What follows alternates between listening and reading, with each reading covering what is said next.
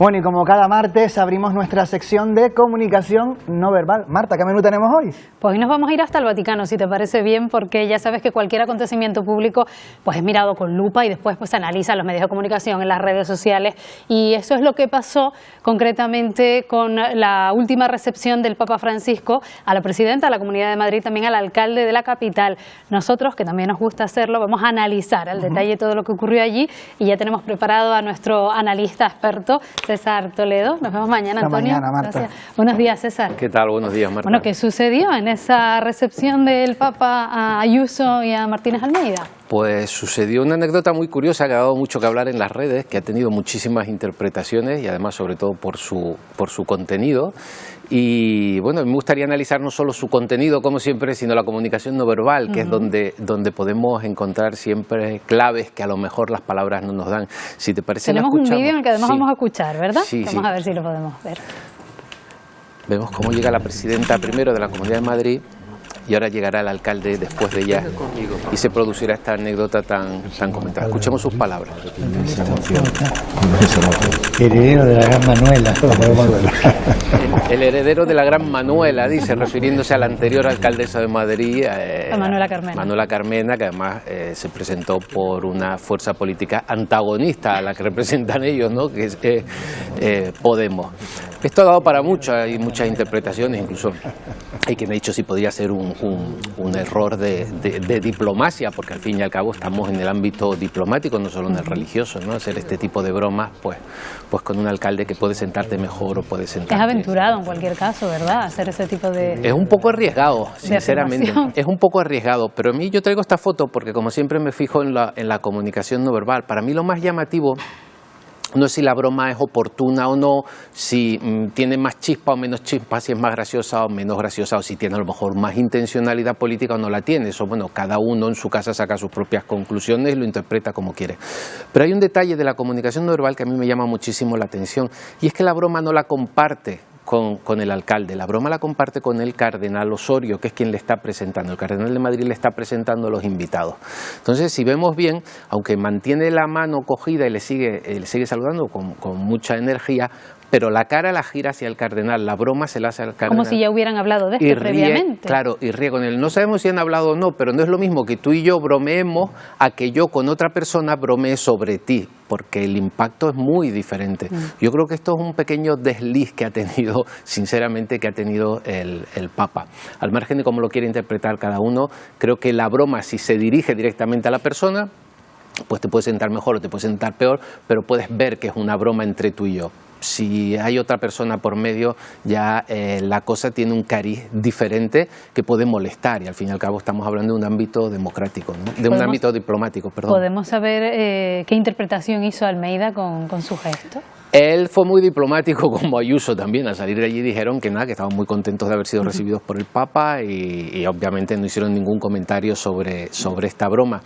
El hecho de no hacer un comentario sobre una broma, pues ya dice algo, ¿no? Porque si la broma te hace gracia, normalmente la comentas, ¿no? Y no le das más trascendencia, ¿no? ¿Ha habido otros jardines en los que se ha metido el Papa? A ver. Sí, la semana pasada se cumplían 10 años de su pontificado y la verdad es que nos tiene acostumbrados, el Papa es una persona muy espontánea, nos tiene acostumbrados a algunos gestos un poco extraños que no siempre se interpretan correctamente.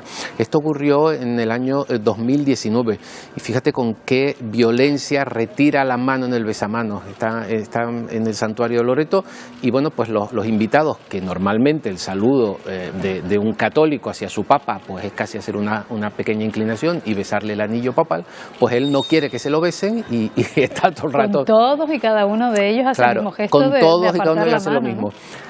¿Qué vemos? Pues bueno, primero un error de protocolo, obviamente, porque si no quería que le besaran el anillo, que no puede ser muy procedente. ¿No? Claro, los responsables de protocolo pueden advertir previamente a los invitados, oye, por favor, que no quiere que hagan ninguna inclinación y el Papa no quiere que le besen su anillo, punto, y la gente lo toma como bien. O sea, que ha habido un pequeño fallo, pero al final nos deja la imagen de una persona, pues, con un gesto un poco incluso violento, que no habla muy bien de su imagen pública cuando la imagen que él tiene es otra totalmente distinta, ¿no? Mucho más positiva. Ese mismo año ocurrió otra cosa en Navidad.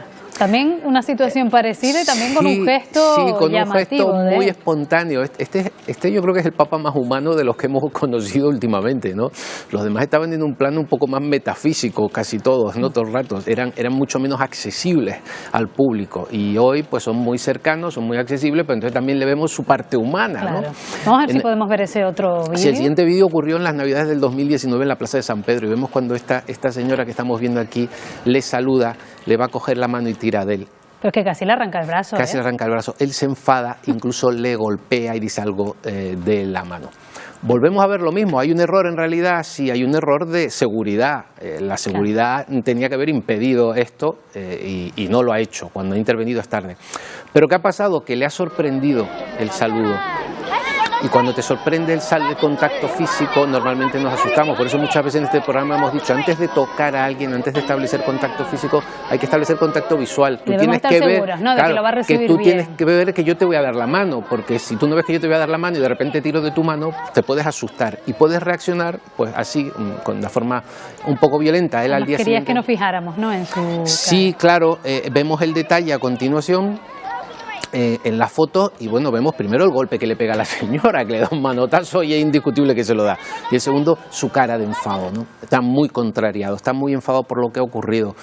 Probablemente por lo que ha ocurrido y probablemente también por su propia reacción, porque él al día siguiente en el Ángelus, pues lo primero que hizo antes de rezar el Ángelus fue pedirle disculpas a esta señora en público y ante todo el planeta, y dijo que se había equivocado, que a veces no tenemos la paciencia suficiente en nuestras actitudes y en nuestros comportamientos, y que había sido un error y que le pedía perdón por ello, lo cual pues obviamente soluciona por completo la situación.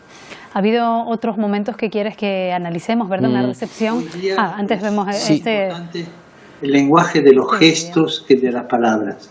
Sí, esto fue una frase en una... paradójico. Es más importante el lenguaje de los gestos que de las palabras. Hoy día es más importante el lenguaje de los gestos que de las palabras, y él lo tiene muy claro. Esto fue en una entrevista con Jordi Évole durante la pandemia, y por Skype, a través de la videocámara, pues le concedió una entrevista. Le preguntaba por qué debían decir los políticos en estos momentos, qué mensaje debían enviar, y él decía que más que el mensaje, lo importante en estos momentos son los gestos, que las palabras están muy bien, pero que la gente lo que quiere es que estés cerca, que la toques, que le acompañes y que tengas gestos de empatía y de complicidad, que es lo que de verdad necesitaba en ese momento la sociedad. El Papa es muy, muy consciente de su comunicación no verbal, por eso esos gestos que vemos a veces un poco fuera de lugar son muy sorprendentes, porque él, bueno, aparte de tener una gran oratoria, con una gran formación en oratoria, pues tiene una gran conciencia de su comportamiento no verbal, y él mismo lo dice. Y ahí lo ha dicho, exacto. En algunas de sus encíclicas